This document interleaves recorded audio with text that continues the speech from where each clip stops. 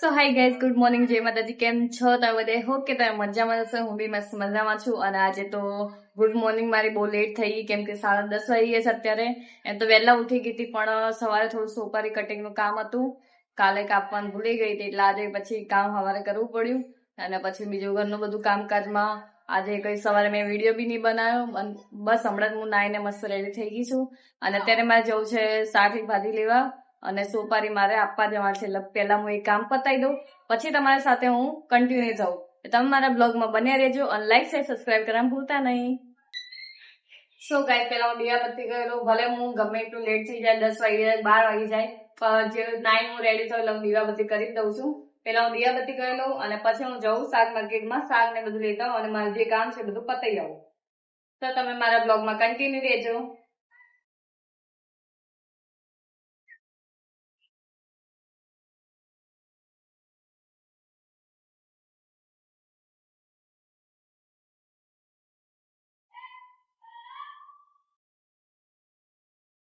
તો ગાઈસ, હું લઈ લઉં સુપારી, પેલા આપી આવું. અને બહુ જ ગરમી લાગે એટલે વાળવી મેં બાંધી દીધા છે.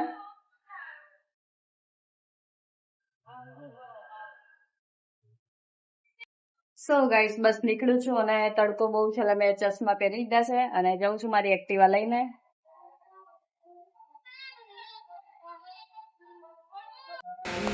સો ગાઈસ, બસ આવી ગઈ છે શાક માર્કેટમાં. સો ગાઈસ, હાલ જ હું ઘરે આવી શાકભાજી લઈને, અને એટલો તડકો છે ને બહાર, આમ કે ઉભો ના રહ્યો, એટલી ગરમી લાગે છે બફારા. કેમ કે રાતે થોડી આ વરસાદ આવે એટલે આખો દિવસ ભાઈ ઘર બફારા જ મારશે, એટલો તાપ છે ને બહાર. અને બસ શાકભાજી મારે આ લેવું તો ફુલેવાર, ક્યાંય મને ફુલેવાર જ ના મળે. કેટલી માંડ એક લારીએ મને મળ્યું, કેમ કે મયંકને ખાલી કોબી, ફુલેવાર, બટેકા, બસ આનું ખાય શાક ખાય, બાકી તો બધું કઠોળ જ ભાવે. બીજું કોઈ ગવાર કે ભીંડા અને બીજું કઈ ધરતી નહીં ખાતી કે એ નહીં ખાતા. એટલા માટે ખાલી 3 શાક અમારે લાવવા પડે કે કોબી લાવો અને ફુલેવાર અને બટેકા, ડુંગળી અને ટામેટા. બસ આ શાકભાજીમાં અમે આટલું જ લાવીએ, બીજું કઈ ના હોય. બસ શાક લઈને આવીશું. અને નાસ્તો કરવા માટે હું લઈને આવી બટેકા પૌવા અને પુલાવ, કેમ કે અહીંયા નવી એક લારી આવી છે એટલે પછી મેં એનો ટેસ્ટ કરી લઉં. અહીંયા મોડાસામાં ગમે એટલું નવું નાસ્તાનું દુકાન ખુલે, ગમે તે, એટલે બધી જગ્યાએ ટેસ્ટ તો કરીને જ આવું છું. કેમ કે મને નાસ્તાનું તો ખાવાનું બહુ શોખ છે, ખાવા પીવાનું બહુ શોખીન છું. કઈ બી નવું આવે એટલે પહેલા હું ખાઈ જ લઉં. એટલે નાસ્તો ત્યાં ઘરે લઈને આવીશ. ભૂખ લાગી છે, બસ નાસ્તો કરી લઉં અને પછી હું શાક સમારું, પછી હું જમવાનું બનાવી શાંતિથી. તો વિડીયોમાં તમે કન્ટિન્યુ રહેજો. સો ગાઈસ, બસ મસ્તના બટેકા પૌવા અને પુલાવ લઈને બેસી ગઈ છું નાસ્તો કરવા માટે. મેં મિક્સમાં લીધા છે, કેમ કે પુલાવ એકલો લઉં તો તીખું લાગે છે અને બટેકા પૌવા થોડા મોડા હોય, એટલે બંને મિક્સ કરી દીધા. તો મસ્ત અત્યારે હું પેલા ખાઈ લઉં, પછી આપણે વાત કરીએ.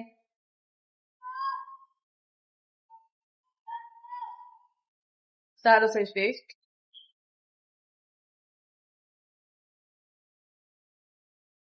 સો ગાઈસ, જમવાનું મસ્ત બનાવી દીધું છે. ફુલેવાર બટેકાનું શાક, રોટલી, છાસ. છાશ બનાવી નહીં, અમૂલની છે. ના બનાવી નહીં, તૈયાર લાવેલો છે આયુ પેકેટ.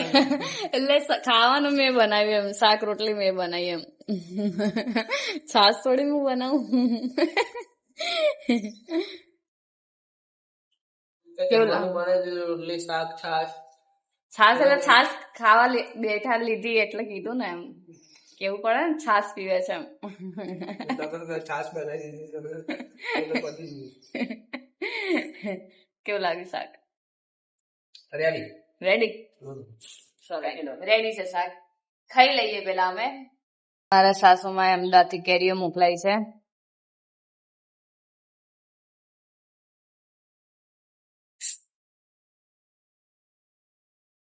સો ગાઈસ, મારા સાસુમાં અમદાવાદથી કેરીઓ મોકલાય છે. મને આવી કેરી બહુ ભાવે, આ રસ નીકળવા વાળી. અને થોડું ઘણું સામાન મોકલાવીશ બીજું. ઝડપથી સવારે જાય અમદાવાદથી તો બધું લઈને આવી જોડે. સો ગાઈસ, મસ્ત કેરી ખાઈ લઉં.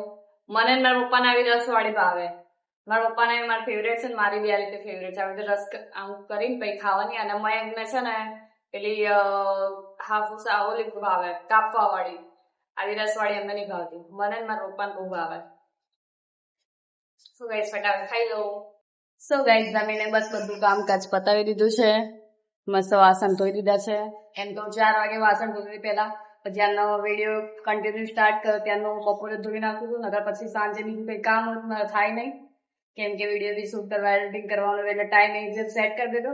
અને 4 વાગે ઉઠીને કામ કરું તો મને એટલી આળસ આવે ને, કેમ કે ઊંઘમાં ઉઠીને મને કામ કરવાનો કંટાળો આવે. એટલે બપોરે ભલે જમીન ઊંઘ આવે પણ પહેલા હું કામ પતાવી દઉં, પછી હું સુઈ જાઉં. બસ હાલ હવે હું જઈશ આરામ કરીશ થોડી વાર, પછી આપણે મળીએ સાંજે. અને મયંક જો બસ એમને સારું ખાઈને આડો પડી જવાનું, આપણે તો કામ કરવું પડે. સો ગાઈસ સરસ મજાની મારી ચા બની ગઈ છે, લઈ લીધા છે એક બિસ્કિટ. મયંક જો રોટલી ખાશે. ઊંઘ આવે હજી ઊંઘ જ આવે છે. સો ગાઈસ અમે ચા પી લઈએ. સો ગાઈસ મેસોમાં મેં કુરિયર મંગાવ્યું છે, આવી ગયું છે, હું લઈ લઉં. સો ગાઈસ મારું સરસ મજાનું પાર્સલ આવી ગયું છે અને બસ હવે હું એનું અનબોક્સિંગ કરી દઉં અને ખુલ્લાઈ છું તમને બધાને બતાવું અને વેર કરીને બતાવી.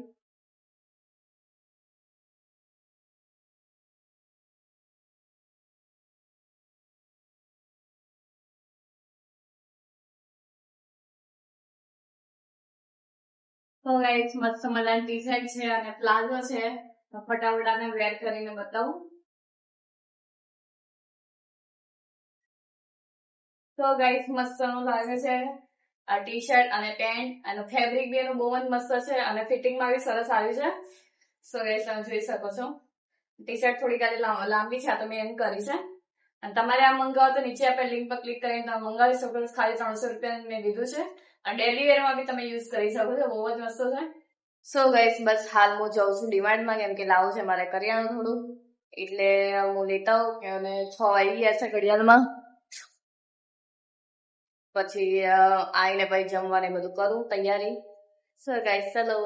સો ગાઈસ આવી ગઈ છે ડિમાર્ટમાં અને આટલો બધો કરિયાણું લઈ લીધો છે, હજી ચાલુ જ છે લેવાનું. સો ગાઈસ સામાન લઈ લીધું છે, બિલ બનાવી દઉં પછી મુંદરથી આવી ગયા પકોડી ખાવા. તો ગાઈસ બસ હાલ જમીને અમે ફ્રી થઈ ગયા છે અને બધું કામ કરી પતાવી લીધું છે અત્યારે. અને આજે તો બહુ લેટ થઈ ગયું અને આજ જમવામાં તો તૈયાર ભાજી જ લાવ્યા હતા અને આ કરિયાણું બધું છે લાવેલું, પણ ભરવાનું બાકી છે એટલે કાલે હું ફ્રી થઈને ભરીશ, કેમ કે આ થોડું કામ હતું એટલે એમાં અમારે લેટ થઈ ગયું. તો ગાઈસ તો મળીએ આપણે કાલના નવા મિની બ્લોગમાં. બધાને ગુડ નાઇટ, જય માતાજી.